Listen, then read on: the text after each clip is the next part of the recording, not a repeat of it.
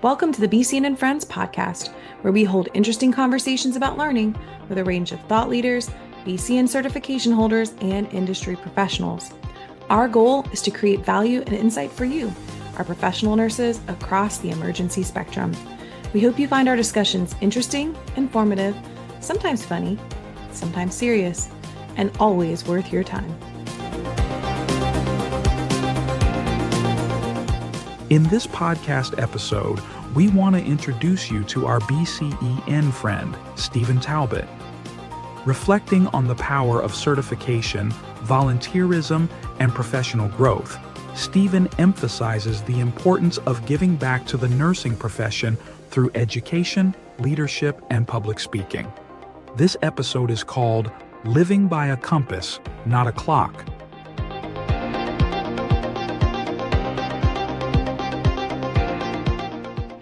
I'm Holly Briggs, a professional development specialist at BCEN and one of your hosts for today. I'm joined by my co-host, Janie Shoemaker, CEO at BCEN. Hi, Janie. Hello, Holly. Thanks for being with us today. In this episode, we're joined by Stephen Talbot. Stephen is a very well known to the team here at BCN, and we can't wait to share his leadership, expertise, and insights with our audience today. Janie, could you please introduce us to our BCEN friend, Stephen? I would be delighted to. Stephen is a seasoned healthcare leader with 26 years of experience in emergency, trauma, flight nursing, administration, education, and paramedicine. As a professional practice leader at Houston Methodist Willowbrook, he oversees the emergency and neuroscience service lines. An active contributor and volunteer with BCEN since 2011, Stephen has played a key role in exam development and leadership. Stephen is also a published author in emergency nursing textbooks and a speaker at conferences worldwide. Stephen, it is my pleasure to welcome you to the BCEN and Friends podcast today. We are delighted to have you. Thank you. Thank you, Janie. Thank you, Holly. I'm excited to be here. I feel like we've known each other a long time. You joined BCEN in 2011, and I think we were at a item writer training together. Yes, you were sitting right next to me at that training. Yeah. Mm-hmm. Yep. Super fun. Funny how time flies. Here we are in 2025. Good grief. Right. And you've had quite an interesting healthcare journey. You've done a lot of things. So can you tell us a little bit about how you got your start in healthcare and take us now into your current role? How'd you start? Sure. Kind of take us through and where you are now. Yeah. So I actually knew as a child I wanted to be a nurse. So this was back in the 80s. So my grandmother was suffering with cancer at that time. So I was the little kid that the nurses would sneak into the hospital because if you're that old to remember those days, children weren't allowed in hospitals. And so even though there were set visiting hours, children weren't allowed to go past the lobby. But I can recall in New Orleans, actually, a nurse sneaking me up to the oncology floor to see my grandmother, and I got to watch things and see things. And I can remember when she was at home, I would watch her get her port dressing changed. And so I knew from a very early age that I was going to be a nurse. And so that was kind of my career path as I went through middle school, high school. I entered college directly into, pre-nursing. And then I kind of hit a roadblock because that was back when a lot of people were going back into nursing. And there was about a 3-year waiting list just to apply for clinicals. And I knew I wanted to do ER. That was my goal since a child. And so I went into a paramedic program, actually. So I finished my paramedic and worked on the truck for a while in the 911 service, and then decided, okay, let me see if I can get back on that original trajectory I was on. So I did. I was able to get, into nursing school at that time, finished, and moved to Houston right away. And then over the years, I've done lots of things, as you mentioned a little bit ago. So started off working at a cancer center, actually. So it brought me back to kind of where I started off as a child, So I worked in an ER at a major cancer center, and then decided I wanted to do level 1 trauma. So I went to a county level 1 trauma center, got a lot of experience there, very high volume for trauma, high volume penetrating trauma. And then I decided to do travel nursing. So this was, many years ago, very different than what we saw as travel nursing during COVID, but did that and then kind of landed back in Houston after that point, and then had various roles for one hospital that I worked at for a very long time, most of my career. Um, Made my way to nursing administration with operations administration, ran some trauma programs, have done some other management things, and kind of circled back to education now. I am currently the professional practice leader, which is our term for essentially a clinical educator at my facility. I cover the emergency service line and the neuroscience service line. So with the emergency service line, I cover actually 4 units. So we have a main ED, we have 2 freestanding emergency care centers attached to our facility, and then we also have a inpatient med-surg holding unit within our ER because of the high volume of holds that we're seeing across the country right now. So I cover that unit as well. But then I also cover the neuroscience service line here. So essentially, I and one of the other professional practice leaders, we are in charge of all of the education initiatives and rollouts for our facility when it relates to neuroscience. So whether that be neurology, neurosurgery, we're a comprehensive stroke center. So all of the stroke education that we provide, all of the classes that we teach, we do some CVA workshops for new nurses and new grads coming into our facility. We teach emergency neurological life support, which is a course put on by the Neurocritical Care Society. So last year we actually taught 12 of those. We did one a month, and 100% of the ER staff are now certified with that certification. So that was, huge rollout plan and phase. But yeah, so that's what I'm doing now. And really, I think have landed to what I really enjoy doing. Not that I didn't enjoy other things that I did, but this really gives me an opportunity to develop content, create content, teach. Really, I can be hands-on if I want to. I can be hands-off if I want to, So I'm really enjoying my career right now. Yeah. Yeah, and I know as passionate as you are about lifelong learning and that ultimate goal of certifying in your specialty, I imagine you have a fine time talking to people about the certification piece too. If I know you. Yes, absolutely. I try to get people to sit for the exam, right? Yeah. And I show them the website, right? Because of my involvement in volunteering with BCEN, and show them the content outline and show them the review sources that are used for the exam, and assist in those ways to try to get people to sit for the exam for their profession. There's probably not too many people that are going to know that stuff better than you. So yeah. Your story, just from being a child and seeing the care that was being given to someone that you love, and then deciding like, that's what I want to do. I want to be that person for someone else, for their family, and show that kind of compassion. And then to kind of take different avenues, even when you met some roadblocks, which, now the roadblocks are different, but there are challenges anytime anybody wants to pursue, that dream of nursing or in healthcare, and that you overcame those. You took some different avenues, but they all kind of led you back and got you to where you wanted to go. And then once you achieve that goal, then you set new goals. And I think as professionals, especially a new professional, I was at a place where I set a goal, like I want to be an ER nurse. I, want to accomplish this. And when I did that, you get this sense of like, I have arrived. And then, and then you quickly realize, like, I will never have arrived in nursing. Exactly. There's always something new and changing and updating, right? Yeah. Yes. There's always something else to take on. There's always a way to continue to grow. And something that I've really just adopted in the way that I speak about it is like, look, everything that's healthy is growing. So if my career is healthy, then I do need to continue to be growing. And really just looking at your bio, hearing about your career, it's very clear that volunteerism and kind of getting into that education pathway has been really, really important to you. And I guess if you could kind of talk about those things, and like, why did you make the choice to make those things a priority when you could have just, hey, kept your head down, done your work, clock in, clock out kind of thing. Like, What made you decide like this is a priority from my career? Sure, sure. So when early on as a nurse, I joined associations because I wanted to see what was going on in my profession. And then really quickly, I realized that I wanted to really be actively involved in improving my profession and in the decision making that happens in my profession. And so really for me, the way to do that is to get involved, right? Is to put yourself out there and join organizations, whether, I mean, there's numerous nursing organizations across the country, right? And you can be involved very little, where I'm a member and I get a magazine and maybe I go to a local meeting, or you can be super involved, right? You can be involved on local, state, and national levels. And for me, it was I really wanted to contribute to my profession.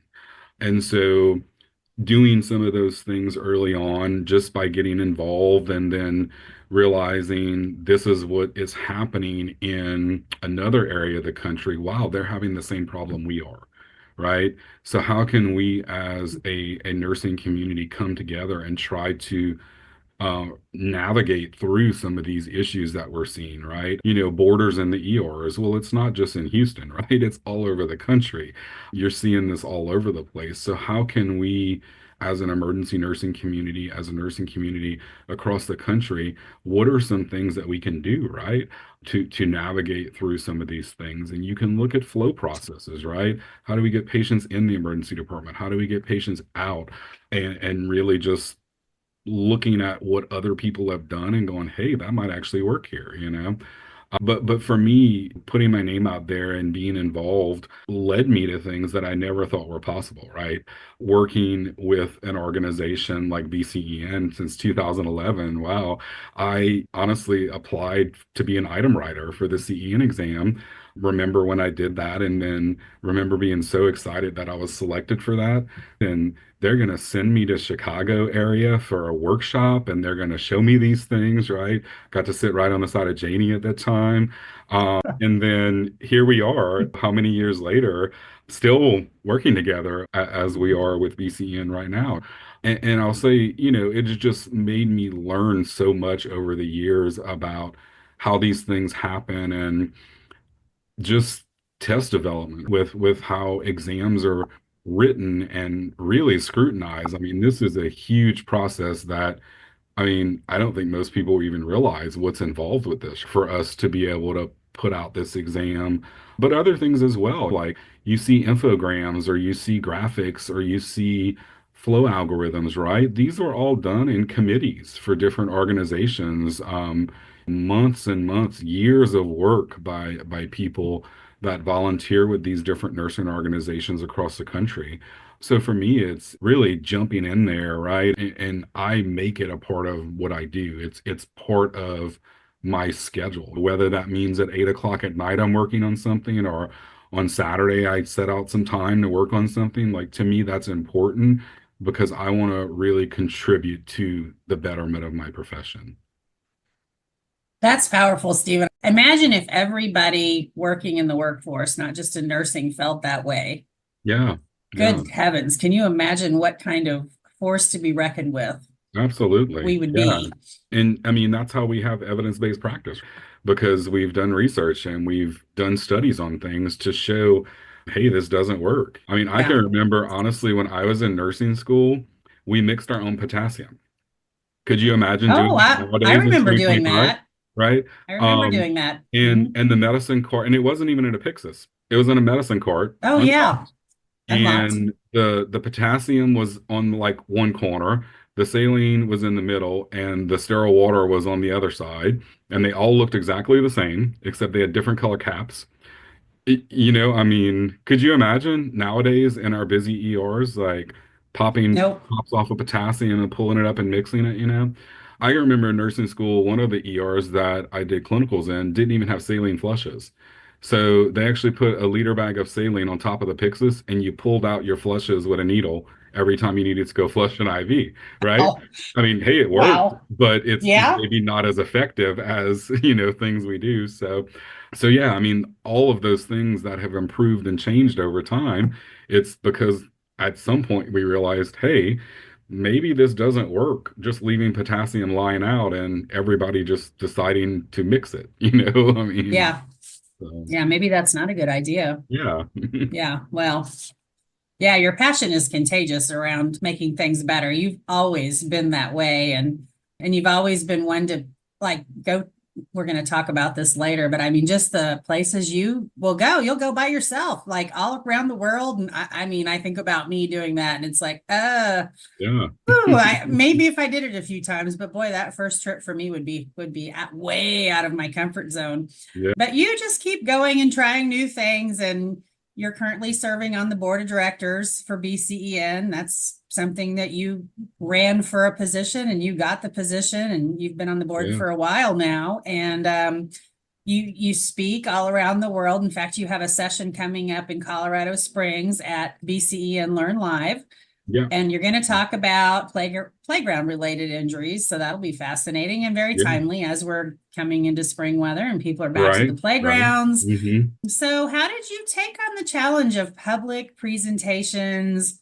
That is not for everybody. How did you take that on, and what has been your favorite subject to speak on? So my first speaking engagement was actually at my hospital that I was working at the time. It was their magnet research celebration, and I was in my master's program at the time, and they said, "Hey, you're doing this project. Why don't you present that?" And I thought, "Okay, sure." So I put a PowerPoint together and presented that, and after that, I thought, well, that was kind of neat. Like I did all this work. I worked on this project, and now people know about it, right? And so then after that, I hadn't been to very many conferences, I think, around that time, but started trying to go to different conferences and thought, well, that's kind of neat. People put their work together and present it for their peers. And people publish these things, perhaps. So after that, it was like some very small things. But one of the bigger ones I did was actually with BCEN. It was at one of our first, maybe the second Learn Live, I think it was in Vegas. And that was definitely a bigger platform than I had been used to. And it's kind of funny because I didn't bring a bottle of water up there with me. And I just remember my mouth being so dry because I was so nervous. So now, whenever you see me speak, I'll always have a bottle of water with me just in case, Mhm. right? Because the more you do things like that, the easier it is to be Yeah. able to interact with an audience and do those things. But yeah, so yeah, I'll be speaking in April, like you said, in Colorado Springs. I'll also be speaking at another conference earlier in April at the trauma conference, actually. TraumaCon. I'll be speaking about blast injury there. So yeah, so that'll be neat. And then my favorite subject, I think, that I have spoken on is going to be nuclear disaster, hands down. So I've done that a couple of times and kind of improved upon it each time. One of the international conferences I spoke at, it was on nuclear disaster. And so I really modified it a little bit to include players from around the world because of the international audience that comes to that conference. And so, yeah, that is really by far I think my favorite subject that I have spoken on. It was really, really interesting. And the subject stemmed from when I actually went to Chernobyl. Yeah. So I was at Chernobyl as a tourist and then got to thinking while I was there, wow, what would we do as a community where I live if something like this happened? So I kind of started researching it and investigating a little bit and said, you know what, I should do a presentation on this because I think this would be really useful and valuable information. And so definitely that has been my most favorite topic to speak Oh. on. Well, it's a very good presentation. I've heard that one in your pictures. You were there, you took the pictures, and that makes Right. it Yeah. so much more interesting in how you speak about all that. So Yeah. I had a feeling you were going to pick that one as your Yes, favorite. yes. It was interesting for Yeah. one of the conferences I did that one on. After I turned my presentation in, they actually contacted me and said, you don't have references and sources for some of these pictures. And I thought, oh, well, those are my pictures. So I really don't need references for them, right? I am the source. And so that was, had never experienced that before. But yeah, they were my own pictures, some of them. So Yeah. yeah. Yeah, it's cool. That's a good presentation. It's very good. Thank you. Thank you. Yeah, I enjoyed that as well. And I also think that just hearing you talk about one, the humility it takes to present, saying that, yeah, you can be nervous, you can have that little catch in your throat or that little butterflies in your belly as you begin to do it. But as you do it, and it becomes a little bit more familiar every time you Hmm. do it. Hmm. Like that, you just grow towards it. Doesn't mean that you'll ever lose that completely. And I think sometimes that humility is probably a good thing. It keeps you thinking about like, what is the point of what I'm trying to bring? What is the education that I'm trying to bring? And I love how Hmm. you also said, like, hey, when I was presenting to this audience, I modified the presentation to really be more inclusive of their perspective and what I could help to bring for them specifically. And I think that's a huge part when Hmm. building Hmm. presentations is figuring out like what is it that this audience could really find useful and valuable and modifying the education for them in a way that they're going to take away the things because I mean education's great but if it's not useful to the Right. audience if Hmm. it's not something they can take away then you've really just done a great job of exchanging oxygen carbon dioxide like Right. Right.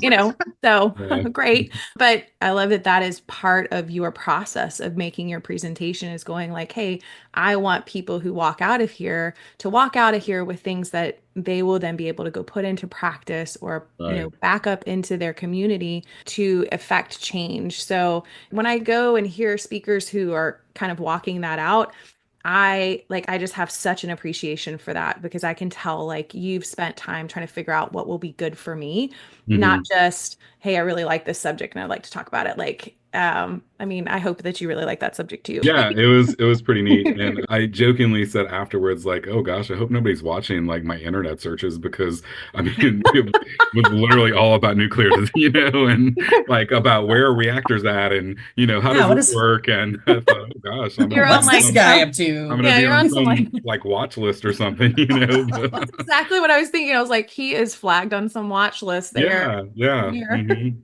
They are watching you for sure. Well, I know Janie mentioned that in your introduction that you cover the service line for emergency service, and you also talked about the neuroscience service line as well. And I think those things really meld well together. I mean, in the ER, I will honestly say I worked at a level one stroke center, comprehensive stroke center, and because of kind of like that spillover between the ER and the neuro ICU, I learned a lot, and a lot of the things they did, I was so curious about because again, I just found it fascinating.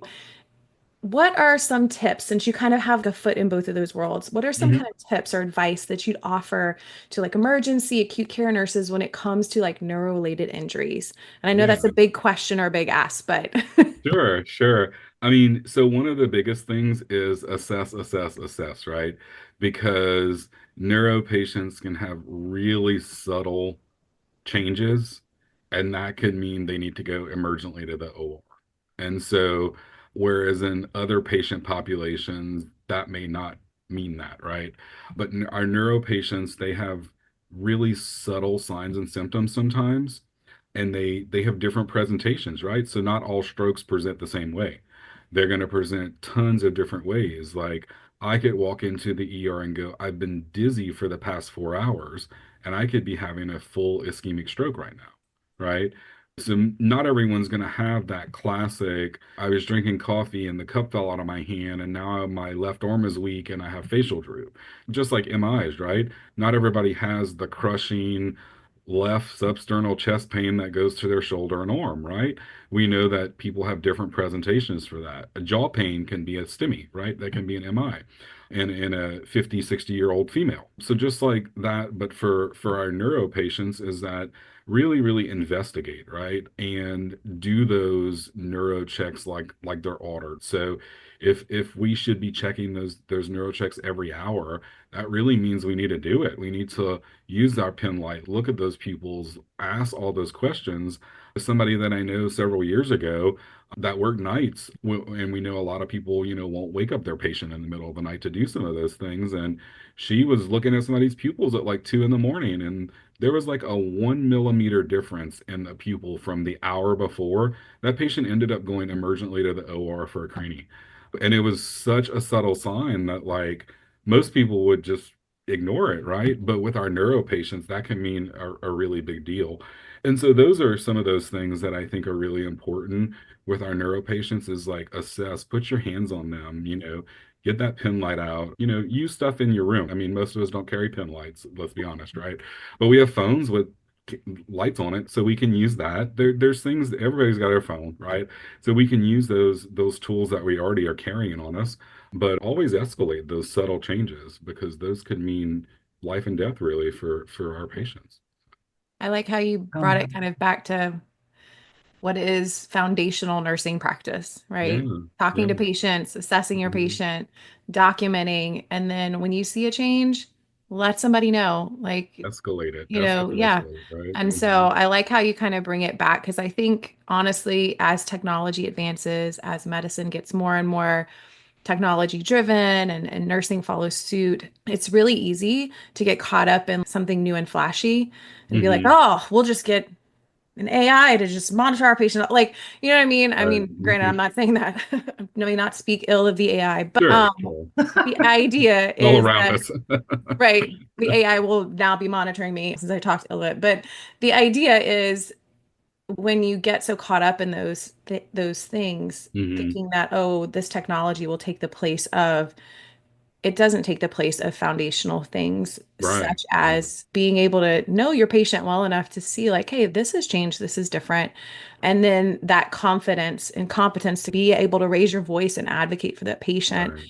And I have definitely seen where my neuro patients, they need us to continually have that advocacy for them and Hmm. to bring those signs forward because again, like, they can be experiencing some really severe deficits, and if we're not careful, that can lead down a further path to where they don't have a great recovery from that. And so anything we can do to move that forward, to give them the best chance of recovery, Hmm. best prognosis, then yeah, even if that's just as simple as waking them up and doing people checks, Right. like, Right. so, And and um, expedite getting your patients to CAT scan, right? Like CAT scan is what we need for these patients.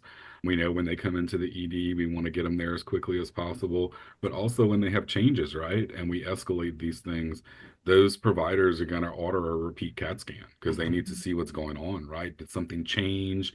Is something now worsening? So just, expedite getting them back to that CAT scan so we can see what's going on. yeah, yeah, great advice. yeah, I love what you guys are saying about that foundational nursing, and it's so easy to get focused on, oh, I have this humongous task list to get done and forget to look at your patient, connect with your Yeah. patient. Oh my Hmm. gosh. Oh, well, Stephen, I now get to ask you about a person or a moment in your career that had a great impact on you. This is like one of my favorite parts of the podcast. So Yes. tell us about that. So I will say that a team of people that had the greatest impact on me when I was an operations administrator manager. My team of OAs is probably the best team that I've ever worked with, and probably will be the best team that I've ever worked with for the remainder of my career. Not saying that I don't love where I'm at now and the team I'm with now, but it was just something really special about them. It was a small group, probably 6 to 7 people at the most. It was highly rewarding to work with them. It was really rewarding to lead them and to make them see that they're really empowered to go above and beyond to different places. One of them has now finished her master's and is in a management position. Another one, I think, has finished her master's. Some of them have kind of moved on, but really, really the best team of people. And they actually nominated me for an award when I was working with them. This was during COVID. We know COVID was a very challenging time for a lot of us, right? Especially in the hospital settings. I will say, especially for those of us that were in leadership during that time, it was very challenging. Most of us were working 50, 60, 70 hours a week. It was very tiring. And part of our role, we dealt with, all of the deaths in the hospital, the morgue, and releasing and all of that stuff. And we had a fetal demise, and the baby had to be buried because of the age of gestation. And I jokingly, I shouldn't say jokingly, but said this is my baby because I worked 8 months to get that baby buried because it was just so many challenges with getting them. We had to, take legal authority over the body. and then work with the county bereavement services, and just it was lots of processes and a very lengthy, probably close to around 8 or 9 month process before I was able to actually get that child to properly be buried. And so that's actually what they nominated me for, Oh, staying with that and continuing to do that. And yeah. it was really an honor to receive that. It was a regional type of award in the Houston area. And yeah, this is just really, really probably the best team. Very rewarding to work with them. Very accomplished people. Right. Yeah, just really rewarding to work with that group. Yeah. Wow. Sounds like a really good experience and a good group to work with. Yes. They say that, one of the biggest factors in engagement is if you have people that you feel a good relationship with, Hmm. that you enjoy working with, that makes a big Yeah. difference. It Hmm. does. And It's supporting been them, right? So, mhm, staff want to feel supported by their leadership. And so absolutely. if you're supporting them and trying to make positive changes to affect their work environment, you're typically going to have happier staff. Yeah. I've always thought if people would just take care of the staff Right. in all, not entitle them, but just Right. take care of them, Hmm. value them, recognize them, take care of the things they need. They will take care of the things that you need them to take care of. Right. So, Right. but that Hmm. is lost on a lot of folks. It is. Anyway, It is. it Yeah. is. It Mhm. is. All right. So, my real actual part of this podcast, now I'm going to turn back to you, Holly, for you to ask these next questions. I love this part. Well, I get to change the course of our podcast slightly into a rapid fire section. And really, the reason that we ask these questions is because while we've heard about all of the things that you're doing as a leader and a volunteer and, just kind of pushing the nursing profession forward, we also know that that does not encompass all of who you are. So we're going to get to know you a little bit better just as a person. Mhm. So, what would you be doing if you were not in your current role? If I wasn't in my current role, I would probably be a tour manager with a travel company in Africa somewhere, maybe, Hey, just like leading people around and saying, here you go, look at this. Like, yeah. I love that. I love that. Hmm. There have definitely been times, especially in certain areas that I've traveled, where I was like, one, I could stay here. I don't want to leave. And Hmm. two, maybe the only job that I'm qualified for is to bring people back to all the places that I've seen Yeah. and be like, Yeah. this was great. Look Hmm. here. So I love that. I think we're going to hear about some more of that shortly, but I am going to ask you about favorites. So in that same line, do you have a favorite book or a quote that kind of really inspires you? So I really like mystery novels. So lots of different mystery authors, maybe not one book per se, but like Michael Connolly, James Lee Burke, he's an author from South Louisiana. Anne Rice, I loved her stuff. So all of those kind of authors, yeah. Hmm. I like a good who done it, Hmm. but I will also say that if I figure it out too quick, I'm very disappointed. I'm like, if Yeah. I can figure Yeah. it out, then I'm Kathy Reichs, I really like. She's okay. the one that the series Bones is based off of. She's Ooh, the author for all of that. So yeah. okay. Some good recommendations. Hmm. I'll have to go to my local library, my card catalog. All right. Do you have a self-care go-to or something that helps you reset? Yes. So the gym is one of those things, but also traveling is the other. So anybody that knows me knows that I love to travel, and yeah, that is kind of my go-to. Really helps me reset, get out of the United States for a little bit, go to someplace new, go to someplace interesting, and explore and meet new people, and yeah. Um, Have adventures, it sounds like. yes, Because it doesn't yes. sound like you're just like, I love to travel down the road. It sounds like you like to travel, get in a plane, go Oh maybe a yeah, couple of plane right. trips in a Absolutely. row. Yes, exactly. I was gonna say, can I ask you, because I know personally that you've been to a lot of places, so maybe you can list out a few of the places that you've been, and then Hmm. also let us know like what's the favorite if we had to go one somewhere that you've been, where would you Sure. tell us to Yeah. go? So one of my most favorite places has been Nepal. I was there before the earthquake several years ago. I've done some trekking there in the mountains. It is absolutely beautiful. People are so nice and friendly and very humble. And so that was really an amazing destination.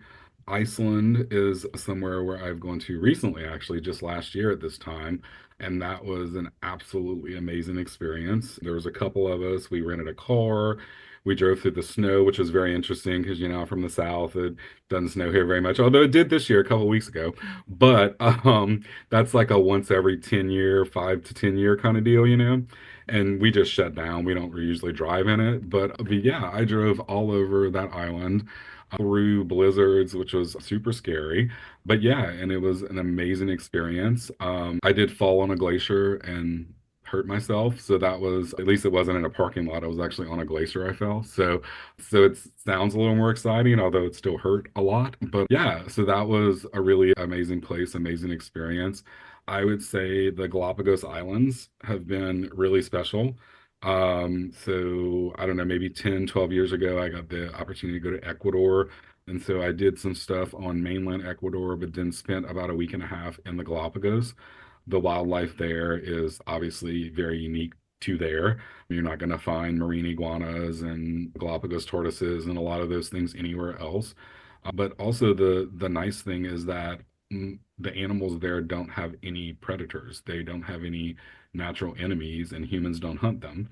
And so they're not scared of you. So you can literally walk up to these huge birds and these marine iguanas and they just look at you, right? So that was a really, really special experience. So those have been some of my, I think, most favorite places I've been. If I had to pick my most favorite, gosh, it's difficult. I honestly might say Nepal is maybe one of my most favorite places. It is really just a beautiful country. It's really untouched by mass tourism.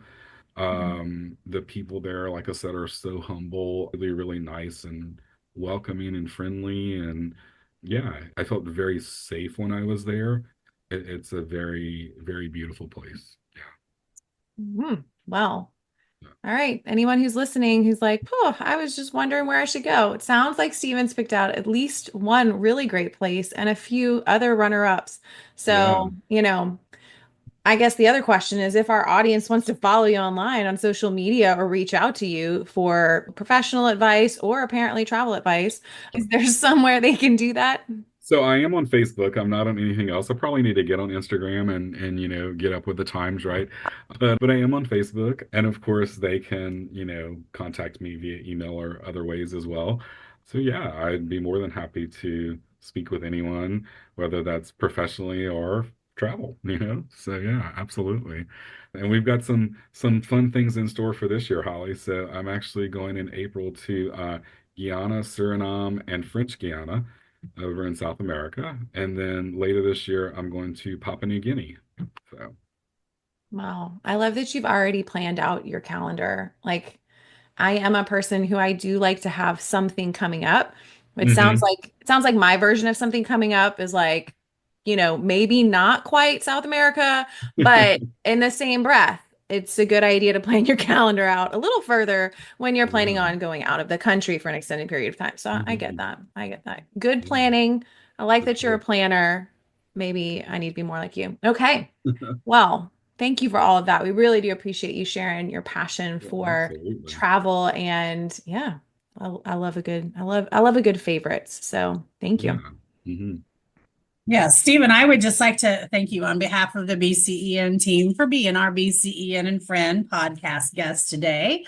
We so appreciate your passion and your commitment to excellence and your care of people. That just comes through loud and clear when we talk to you, and anyone who knows you knows this to be true. And you leave such a great mark on the world. So thank you for that. Thank you. Thank you for taking the time to talk with us Absolutely. today. Absolutely. My pleasure. This has been nice.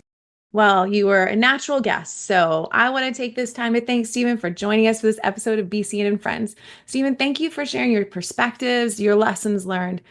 I'll be honest, your willingness to serve not only those you lead within your organization, but an entire group of certified nurses who may not know your name, but they have definitely benefited from your leadership and volunteer work. We're looking forward to seeing you in Learn Live, Colorado Yeah. Springs. Can't wait to see you in person. Looking forward to your session and a time to see you hang out in Colorado Springs. So we Yeah. really appreciate all that you are doing. We just appreciate the person that you are. Thank you. Thank you guys. Thanks, Holly. Thanks, Janie. You're welcome. And to all of our listeners, we hope you'll stay tuned as we continue with BCN and Friends and bring you new, meaningful content and perspectives. If you have a suggestion for an episode, please email us at bcn@bcn.org. I'm Holly Briggs here with Janie Shoemaker, and on behalf of the entire BCN team, we thank and celebrate you for all that you're doing as professional nurses across the emergency spectrum. Until next time, we are out.